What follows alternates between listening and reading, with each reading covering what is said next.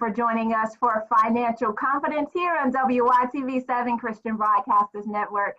I'm your host, Lynn Demmons, and we thank you so much for tuning in for this episode. We thank you so much for joining us here at Financial Confidence, where we're helping you make your money, keep your money, and grow your money. The guiding principle for this show is Matthew 6:33. But seek ye first the kingdom of God and his righteousness, and all these things shall be added unto you.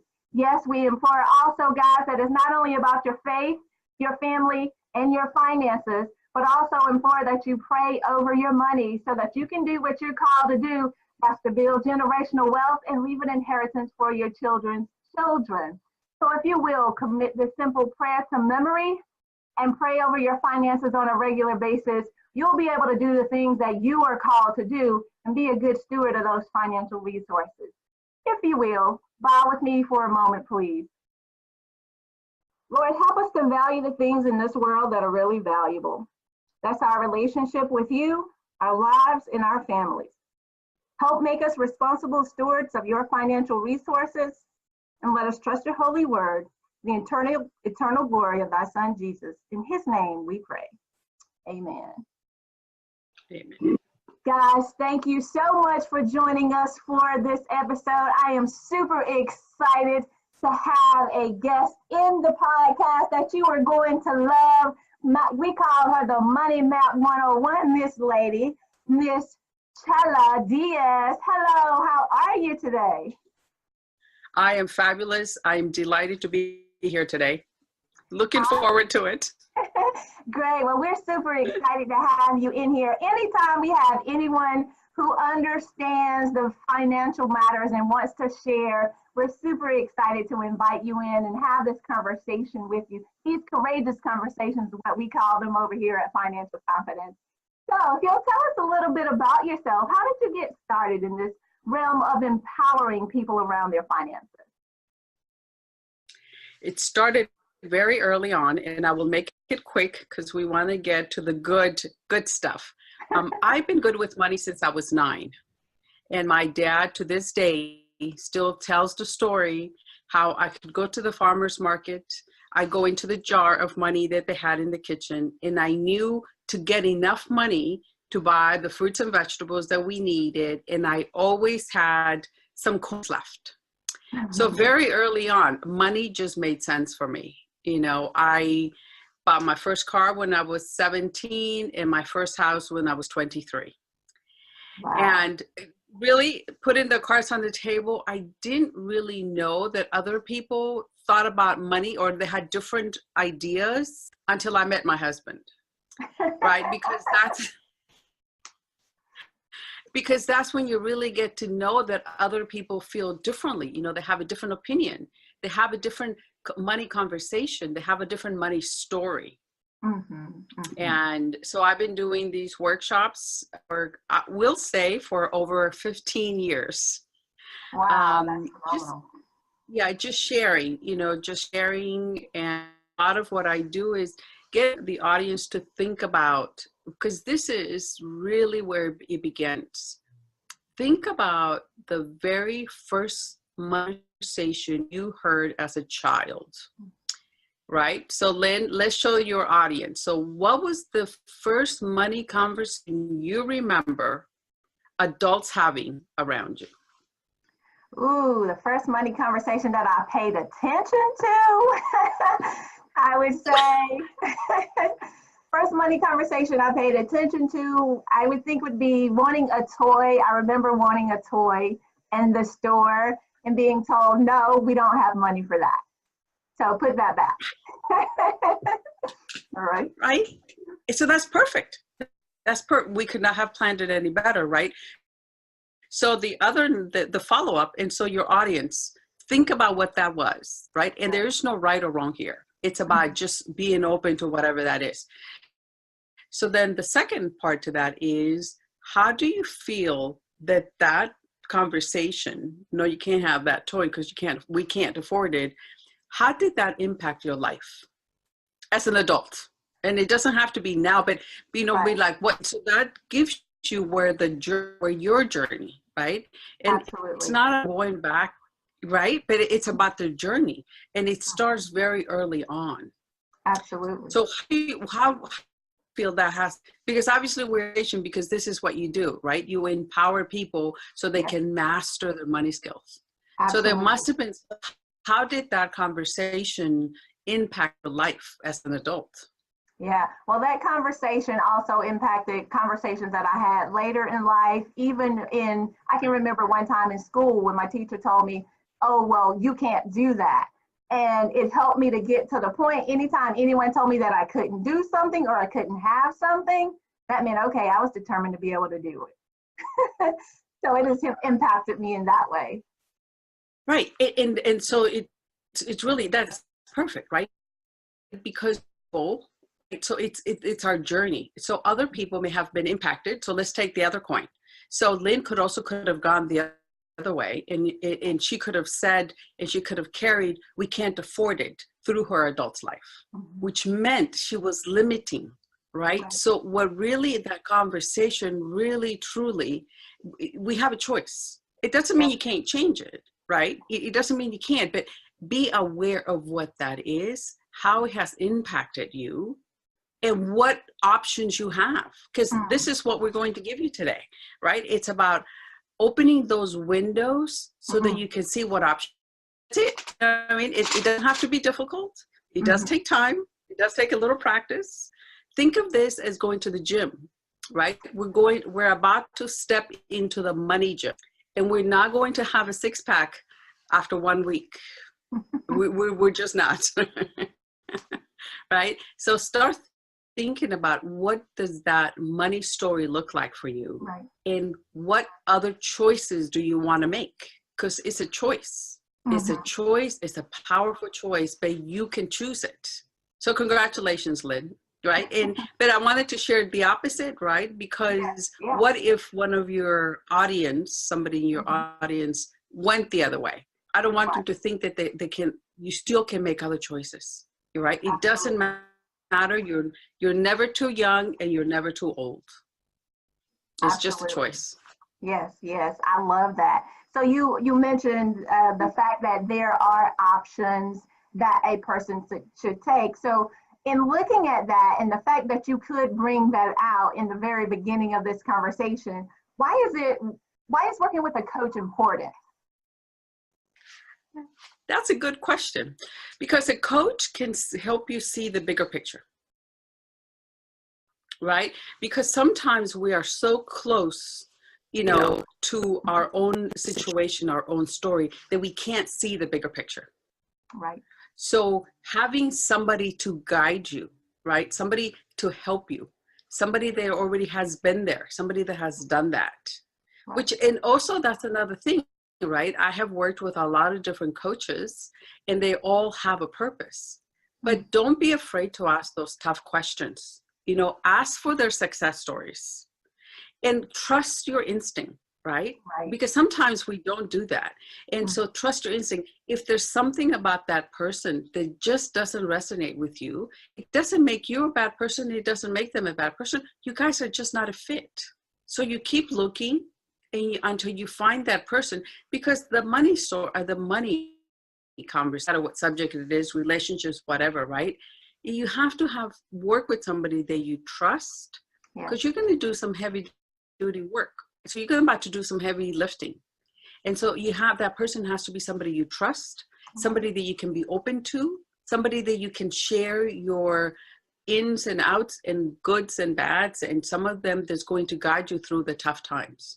So it doesn't have to be an expensive process, right? But it has to be somebody that you trust. And we all need help at one point in time. Absolutely. Trust me. Right? Because the more, we think of it as a ladder.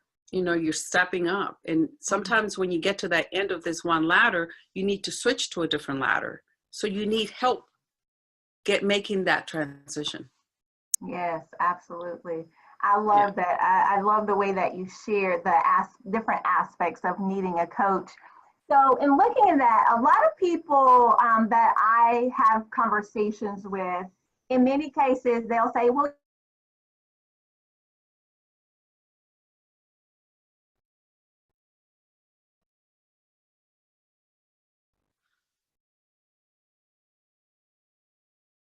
I've had different experiences with Excel right now from the perspective of being a coach. Lynn, can you read? I didn't get the question. Okay, sorry about that. I mentioned that some people have concerns when working with coaches, and there are a lot of myths out there. They're working with a coach, and the coach tells them to do, okay, you need to do A, B, C versus X, Y, and Z. And then there are different myths out there that are related to money. So how do you help someone who may be hesitant, who comes to the table and says, you know what, I'm not comfortable in this situation just yet. So how do you help move that client to the next rung of the ladder? That's a great question. I'm going to write that down. Baby steps. A good coach is going to find out where you are, what you want to accomplish, and then give you the steps that you're comfortable with taking. And that's a great question, because coaching is not a cookie cutter, right? It's not a one size fits all. Lynn and I can go to the same coach, but the coach is going to have to take different approaches. She cannot, him, she, they cannot give us the same formula. So it's really, and that's why I said, have those tough conversations with the coach. Find out what are their success. Run different scenarios. One of my favorite things to do is different scenarios. So Lynn has a situation where she wants to pay off some debt. And we're just making this up. We're saying she needs to pay off some debt. What will be my approach? What will be the client's approach? And can we find a middle ground so that we're accomplishing that goal, right? So it's about where you are, and can the coach take you to there? And be aware of, though, as a client, and I've been a client because I have lots of coaches that I work with as well. Are you resisting because of you're afraid and you don't want to step outside your comfort zone? So be aware, why are you hesitant? Why are you not really wanting to jump into the water? So if a coach says jump into the water and you say, I don't know how to swim, well, the coach better give you some floaties to protect you. Right? So let's find out where you are, where you want to go. And that's the mutual understanding and the mutual going back and forth. I like to think of it, I know I already mentioned gym. I also like to think of money as dancing with money. It's that steps that we take. It's about not stepping on each other's feet, right? It's about moving forwards, backwards, sideways until we find that rhythm that you're comfortable with. Oh, I love that analogy. I could just see it in my mind's eye as you're talking about it. You step left for the budget, you step right for the savings, you step back for investment, right? Yes, I love that. So in looking at that, moving in that direction, then what are some of the myths out there about saving money that you've heard clients share? I know in having conversations with different people about managing their money and saving money so they can invest. Some people say, well, I can't save money, or they don't think that they can save money. So will you address some of the myths around saving money that you encounter? Yeah, the money is there, folks. And the best way I can share with you is my retired ladies. And I mentioned this because I did a workshop and it was retired ladies there. And they swore that they didn't overspend because they were on the limited budget. They knew exactly where their money went, the works. And one of the things we're going to cover in a little bit, I'm going to give the 5-step process that I gave these ladies. And so they did it. And then I went back. The ladies were waiting for me at the door. So what they found out after they did care where they were spending their money is that they were spending $25 to $30 per weekend going to the yard sales. Oh. Now that may not seem a lot of money, but that's $100 a month, right? And they didn't think, so now, and I don't believe that you need to up everything. I believe they need to cut back. So they chose, and after they saw they're spending, they chose to go out twice a month and saving $50 a month. But the also thing is that they found out that they were getting a lot of stuff at the sales they didn't need. So they were accumulating all this stuff. So then they started having their own garage sales and they started making money. So now we went for somebody that's on fixed income who claims they don't have any money to saving $50 a month and making more money because they're starting to sell. But also it is about the money, but the joy, the empowerment that they got out of it. I mean, listen, saving money, it's all great, right? But now they had a bigger purpose, right? So now they're getting rid of stuff, which means that their place is not so crowded, which means that they're helping others. You know what I mean? So it's kind of the domino effect when it comes to that. But so I say, you know, let's figure out where you are, where you want to go, and let's find where your money is being a drain. You know, where's the money going? Yeah. And I'm delighted that we're going to cover that. So definitely stay tuned because we're going to give you the magic formula so you can do this at home. We're not going to hold anything back. We're going to give you all the tools you need. Yes, we love magic formulas over here. And that's a profound story that you just shared of actually looking at going from the concept of thinking that they did not have money.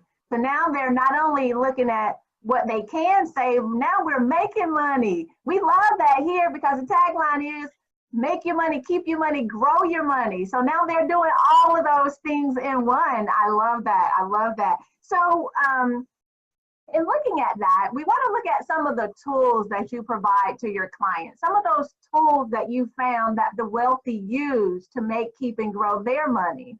So do you mind sharing some of those tools with us today? This is perfect question. So what I found when I was doing real estate underwriting is that the wealthy and tons and tons of autobiographies that I've read as part of my homework and as part of my growth is when the wealthy get money, right? And we all know this, right? You either get a raise, you get a bonus, you get some Christmas money, you get some birthday, whatever that special occasion money is. Right. So the difference between the wealthy when they get that money is that they take, let's work with $100. Let's say that you get $100. They take a percentage of that. Now, I know that other folks out there disagree with me because they know that it needs to be like a 5% or 10%. I say start small and be consistent. So in this case, we're going to go with, I'm going to take $5, right? Because we haven't done this. Our muscle is not. So this is our starting point. Yeah. You get the $100. I'm going to put $5 into my possibility bucket. And we're going to talk about possibility buckets in a little bit. $5 into the possibility bucket. And then I'm going to pay my whatever I need to pay. And then I'm going to invest it in my fun stuff. But that's the difference is they take that $5 first for investment, whether a short-term investment or long-term investment. On the other side, I'm going to say our folks that are just have different habits. $100, they go out and they go have some fun. Then they pay the phone bill or whatever they need to spend. And if there's money left over, then they'll put it into an investment, right? How many times are we going to have leftover money? Let me help you with that answer. Never, right? Because we're always going to find a way to spend it. So this is why just taking that percentage and putting it away. And so yes, eventually you want to be able to get to do the 10%. So you want to do $10 or 10% of whatever you're getting, you know, that's great. But if you start at $5, if you start $5 a week, and put it, just be consistent, right? Get into the habit, start building up the muscle. So the amount for me, start where you are and build up from it. As long as you're consistent, you're going to get there. Yeah. So that's where I believe other people will tell you differently. I think that's a little bit harsh because if you're not used to this, right? You can't, your first time, you cannot go to the gym and spend 3 hours in there, right? You cannot go out and run a marathon, your first attempt. We have to work up to it. We have to take those baby steps. And starting and being consistent that's first step. And just keep thinking about what the wealthy do, right? And the wealthy definitely pay themselves first. They invest in themselves first, and then they take care of the rest. So the fun will be the third thing they do. And I'm not saying they don't have fun, but what I'm saying is that that's the third option versus the first option for some of the other folks, for some of the other people out there. Yes, I'm in complete agreement with you guys. You got to start where you are. And how do you start where you are? You first got to take a look at it and know exactly where you are. So I'm super excited about these 5 steps that you were going to share with us. I'm still thinking about that story about those retired ladies meeting you at the door. So, so before we get into those 5 tips, what's that one tip you would share, right, with someone that believes that they don't have any extra money right now? What else would you share? Would you say it would be start with the $5 and be consistent, or would you share something different? I would say start with the $5 and then also start looking to see if you have anything that you're not using that you may be able to sell. Right now, it's so easy for you to do some sell. You can sell. So if you're not using it, and I'm saying this from my clients, right? Can you have something that at one point in time you needed, you wanted, but you're no longer using it? Use my 1-year rule. If you haven't used it in a year, it's time to go, right? But can you do, you know what I mean? It's time to go. Can you sell something that you have that you're not using to start bringing that in? Because once you begin to see that account grow, that by itself is an incentive. Absolutely. So start with the $5. Lynn has a good point.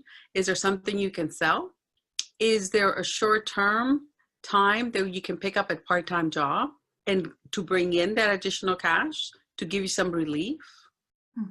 Right? Start looking at other options that you can do. Yes. So guys, she's giving you some great tips over here to get started. There are no more excuses because, I always say excuses don't get results. There are no excuses today in regards to you moving forward and doing what you need to do. She's also helping you to get rid of the clutter. Did you hear that 1-year rule? Yes. If you haven't used it in a year, get rid of it. All right. I'm super excited. Share these 5 steps with us so that we can make things happen and reach these money goals. And remember, this is the same steps not only my retired ladies, but every single person that I worked with that has done this has seen results. Every single one, 100%. Wow. Now so 100%, that with mine. So the first step is keep track of how you're spending your money. For 1 week, you're going to write down every time you spend over $1. You write it down on a list. You keep that for 7 days. You don't judge it. You don't analyze it. You don't overthink it. You spend it. You write it down. That's it. Step 1 for 7 days. Step 2, at the end of 7 days, you're going to take that list and you're going to divide it. And I'm going to show you my pad because I am proud. I still carry a notepad. I do, folks. I carry my phone and I do a lot of stuff there, but I still like my notepad. I really do. So whether it's on an Excel spreadsheet, paper, it doesn't matter. Coloring, crayons, doesn't matter. Divide that list into 2 columns. How much did you spend on wants and how much did you spend on needs? Again, there's no judging. Yes. You're just getting the facts, right? Which is what my ladies did, right? And that's as they were writing things down, that's when they'll realize they're spending $25 at the yard sales. So no judging, whether it's stopping at your convenience store and picking up a drink and a chip, whether it's those sandals that you wanted, it doesn't matter. You simply divide it, wants and needs. That's step 2. And you're going to do this for 4 weeks. at the end of the 4 weeks, which is what my ladies did, at the end of the 4 weeks, you're going to find out where your money is going, right? It's a shop. And I know one of my clients did the, what is that? 7-Eleven coffee. So it's $1 for 8 folks, right? So we're not $1, we're talking $1.48. But even with $1.48, when she stopped going and she started brewing coffee at home, and the second change she did is she went out to lunch on payday versus going out to lunch every Friday. Those are the only 2 changes she made. She was able to pay off 3 credit cards and started building her savings. So it doesn't have to be major drastic changes, but doing this task for 4 weeks is going to show you where your money is going. So now you've kept track of your money, you divided your list every week, and now you so now you know where you're going, right? So now you're going to start thinking of your money, and you start thinking your money and putting them into 3 buckets. Your accounts, envelopes, whatever you want to call it, but just start telling your mind, one of your buckets is your needs bucket. One of your buckets is your wants. And the third bucket, which to me is the magical bucket, is your possibility bucket. And in your possibility bucket is where you put in, you know, I want to have 3 months of my monthly obligations in there. I want to save up for new tires. I want to save up for a new computer. I want to save up for a vacation. I want to save up because I want to do some investments. I want to save up to replace the stove, right? This is a possibility bucket because anything can go in there. And once you begin to see that possibility bucket grow, right, then you're going to start finding, that's when the magic comes in, because then you're going to become aware of, do I really want to go and spend, you know, $10 for lunch today? Or is there another option? You can, because you have the money. But it's giving yourself that option of, am I putting it into the savings, or am I going to go out? And listen, we all deserve a treat. I'm not, you know, I believe in treats. I believe you should do that. But it's just the having that conversation. So those are the first 3. The 4th step is compassion, compassion, compassion, folks. This is a clean slate you're giving yourself. And you're not going to be perfect the first time out. And I'm not saying that in a negative way. I'm saying that so that you can have compassion for yourself. It doesn't matter what you did last month. It doesn't matter what you did 5 years ago. It doesn't matter how you chose to spend the money then. You did the best that you could based on what you were at that point in time. But today is a fresh start. And today, and even moving forward, you're still going to go off track. But the difference is now that you know how to get back on track, right? And we're all going to go off track, folks. Trust me.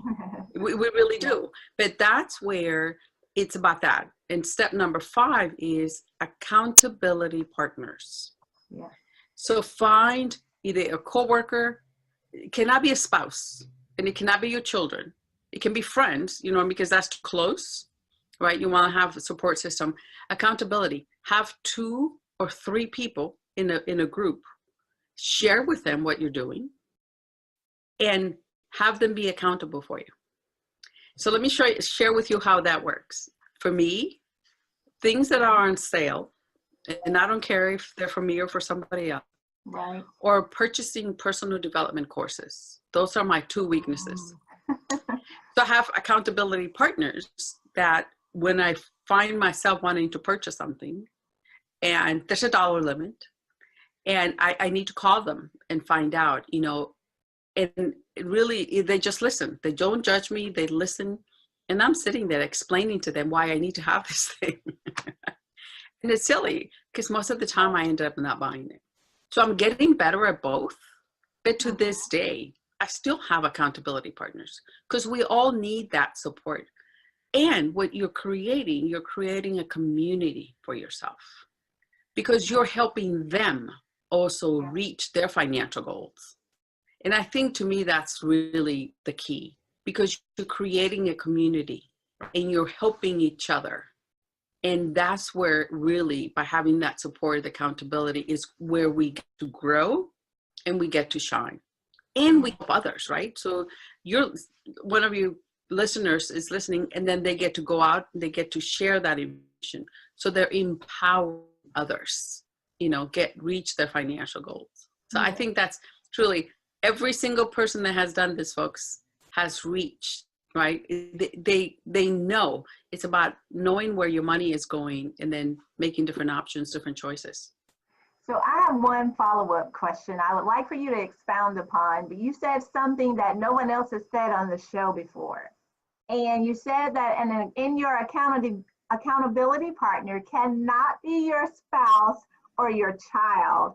So can you expound on that a little bit more for us? Because I know some of them are saying, wait a minute, you mean I can't go to my husband or my wife and have them in on this money conversation? So will you expound on that just a little bit for us?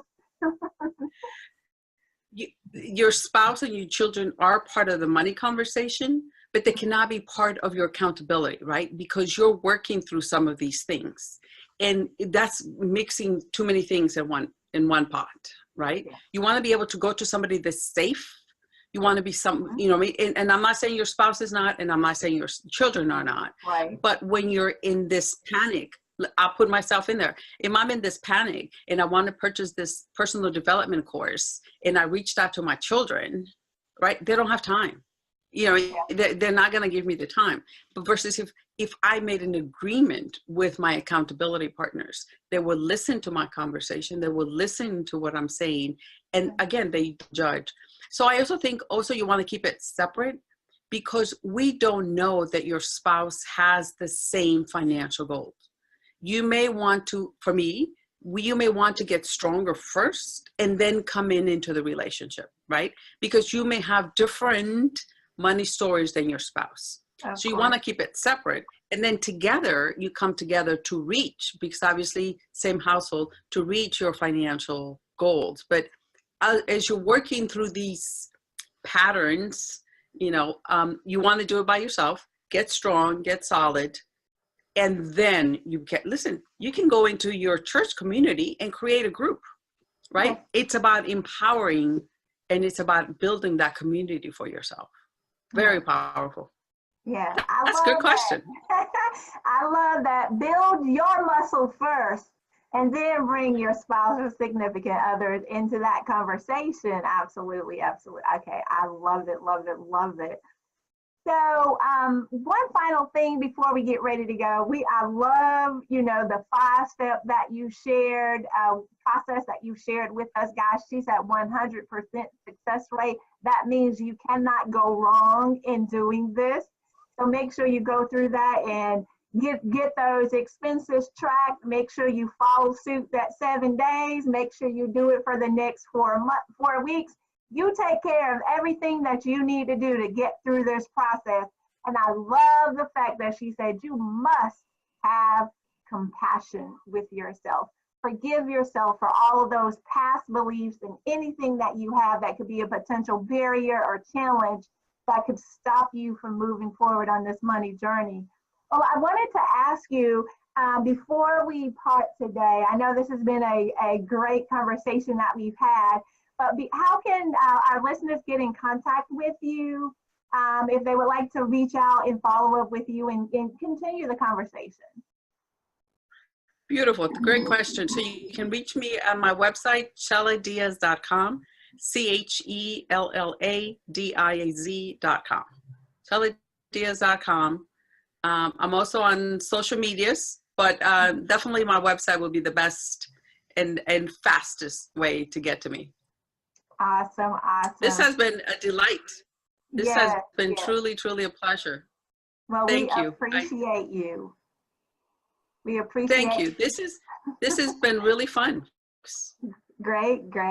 Well, guys, you heard the information. Go and check out her website, cheladiaz.com. Make sure that you check her out and submit any questions, comments, or concerns that you have her way as well. Also, thank you for joining us here at Financial Confidence, where we're helping you to make your money, keep your money, and grow your money. If this show and any of our other shows has been of value to you, please go over to WYTV7.org, leave a donation so we can continue on our mission. That's to enhance the kingdom. We thank you so much for joining in with us here at Financial Confidence. Remember to make your money, keep your money, and grow your money. All right, guys, we'll see you next week.